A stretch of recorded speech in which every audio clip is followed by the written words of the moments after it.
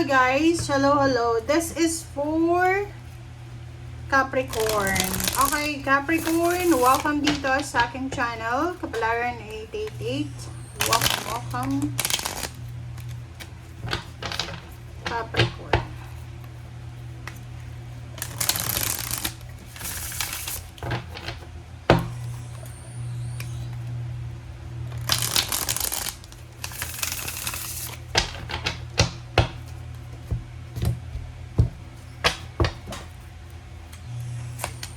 Okay, 7 of Pentacles. There's a 4 of Cups. Capricorn. King of Pentacles. 8 of Wands. Ang ganda ng baraha mo guys. And the Hermits. Ang galing.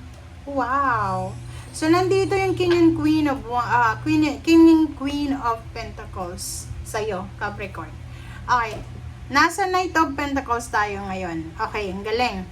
Sinasabi ng baraha sa'yo dito na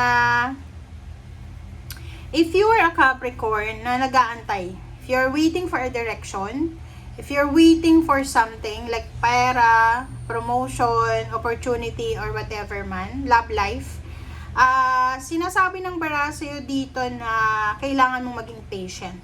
Okay? Maging patient ka. Kasi nakikita ko, it's either wala kang pera, kailangan mo ng pera, and meron kang pinaplano, meron kang goals, matagal mo siyang pinag-aralan pinag-aralan mo yung goals na to. And sinasabi ng baraha sa'yo dito na because of your financial problems ngayon, pwedeng kalimutan mo muna yung goals na yun. No. Wag mong kakalimutan. So, wag kang magsisettle sa bagay na ayaw mo dahil lang sa problema sa pera. Okay? Like, ganito yon. Ang scenario dito, it's either parent ka. Okay? Wala kang pera ngayon. Tapos, gusto ng anak mo na pumasok sa isang, or magka-college yung anak mo. Gusto niyang pag-aralan yung kurso na mahal. Kailangan mo ng pera. So, because wala kang pera, hindi mo yun gagawin. And, mag-e-enroll siya sa kurso na ayaw niya. So, which is ano yun para sa'yo?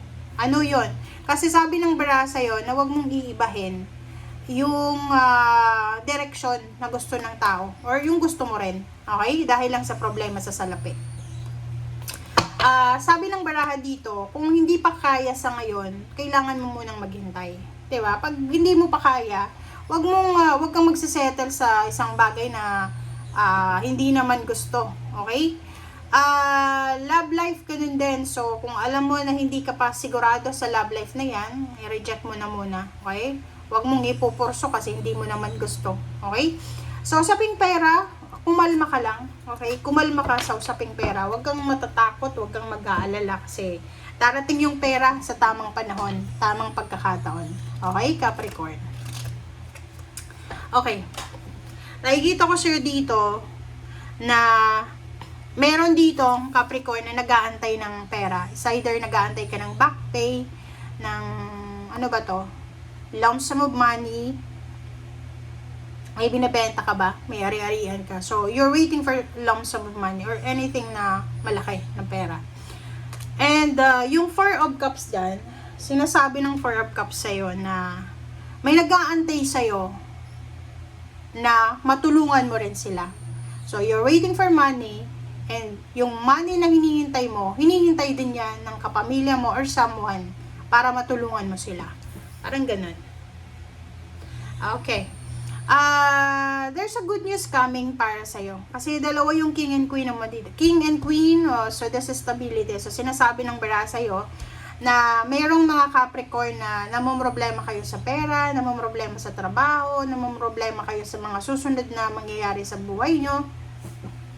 Ang sabi sa'yo dito ng King and Queen of Pentacles and the Hermit na huwag kang mag-alala kasi isang napakabilis na confirmation, napakabilis na message or anything na magdadala sa'yo ng clarity regarding sa pera. So, halimbawa, kailangan mo ng malaking halagang pera, may kaibigan ka na pwedeng utangan mo, or kailangan mo ng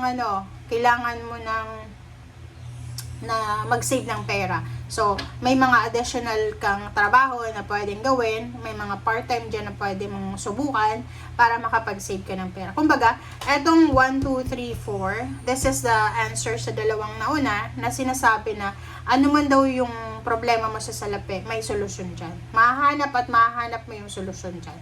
Okay? And this is your energy Capricorn ka, Earth signs ka. So, sinasabi ng bara sa'yo na discarte lang. Okay? Okay? So, discarte lang. Makukuha at makukuha mo rin yan. Okay. 7 of Pentacles. 7 of Pentacles. Huwag kang huwag kang mag-panic, huwag kang mag-worry. Isipin mo na kung anong nangyayari sa iyo sa ngayon is part of your journey Ganyan naman tayo. Nakaka-experience tayo ng ups and downs. So, nasa baba ka ngayon, hindi naman yan magtatagal. Take a rest, magpahinga. Kailangan mo ng pahinga Huwag mong kumbaga, if may mga problema ka sa pera, huwag mong i-pressure yung sarili mo. Kasi puro pera yung nakikita natin ngayon na problema ng tao. Nakikita ko sa'yo dito, may konti kang regrets. Nanghihinayang ka. Nanghihinayang ka sa mga actions na ginawa mo dati. Hindi ko alam, pwedeng nanghinayang ka na nag-resign ka sa trabaho. Nanghinayang ka na nakipag-break ka. Nanghinayang ka kasi sinira mo yung partnership nyo. So, pwedeng, halimbawa, mayroon kang tao na inaasahan na palagi kang pinapautang. Tapos, biglang nagkaroon kayo ng problema, nag-away kayo. So, parang nawala siya sa buhay mo. So, ngayon, nanghihinayang ka. Parang in case of emergency, wala kayong mahinga ng tulong. Diba? Sabi na babae yun So, it's an Empress. Babae siya na posibleng tumutulong sa'yo na pwedeng na-burn yung bridges. Okay. Sabi ng bara sa'yo dito, Capricorn, na kung ano man ang situation mo sa ngayon, isang napakalaking lesson ang makukuha mo dyan. Na importante yung pag-iipon ng pera, importante yung pagtitipid, importante yung may emergency ka kahit konti lang, emergency fund, diba? Kahit konti lang. Kasi in case na may emergency talaga, meron kang mabubunot. Okay. Wow. So, yun, it's a new direction. It's either new job, new career, new source of income, new source of inspiration, ang posibleng darating sa'yo na pwedeng siya ang maging solusyon sa kung ano man yan na mga kailangan ng solusyon sa buhay mo. And at the same time, makakatulong siya sa'yo para mabago yung takbo ng buhay mo. So yun, basta ang sinasabi ng bara mo sa'yo, 1, 2, 3, 4, and the rest, sinasabi na ano man yung pinagdadaanan mo sa ngayon, may rason kung bakit pinagdadaanan mo yan. May lesson dyan. Pero, ang sure na sure dito na yung direction na pupuntahan mo ay sobrang magkakaroon ka ng pagbabago. Pagbabago finances, financial, and at the same time yung love life mo. Magiging maayos, magiging secured ka.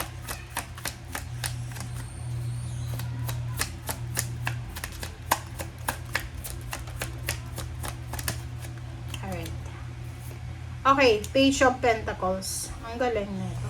Okay, sa Page of Pentacles, sinasabi ng bara sa'yo dito na in the near future, siguro sa ngayon, talagang meron kang pinagdadaanan ng problema. Pero pagdating ng araw, sinasabi ng bara sa'yo na magiging sobrang prosperous ka. Kumbaga, etong Wheel of Fortune na to, this is parang confirmation sa'yo na wag kang titigil. Wag mong like 'di ba pag may nakaka-experience sa inyo na like problema sa pera or problema sa pamilya, sa relationship, yung iba sobrang nagiging mas motivated sila na abutin ang kanilang pangarap. Pero yung iba minsan nawawala ng pag-asa. So sa'yo, sinasabi ng bara sa'yo no, kailangan the more ka na mag-suffer, the more ka dapat na maging motivated, na makaalis ka dyan sa suffering na yan. Sana kumaga doblehin mo yung motivation mo, yung inspiration mo, na sana makaalis ka dyan and maayos na, masettle mo na yung mga issues na yan. Okay? Kasi itong future mo, sinasabi na kung pag-uusapan natin yung pera, maganda yung takbo ng pera mo sa future. Kumbaga, yung mga pinoproblema mo sa ngayon, pagtatawanan mo na lang yan sa future. Okay? Thank you guys. Bye!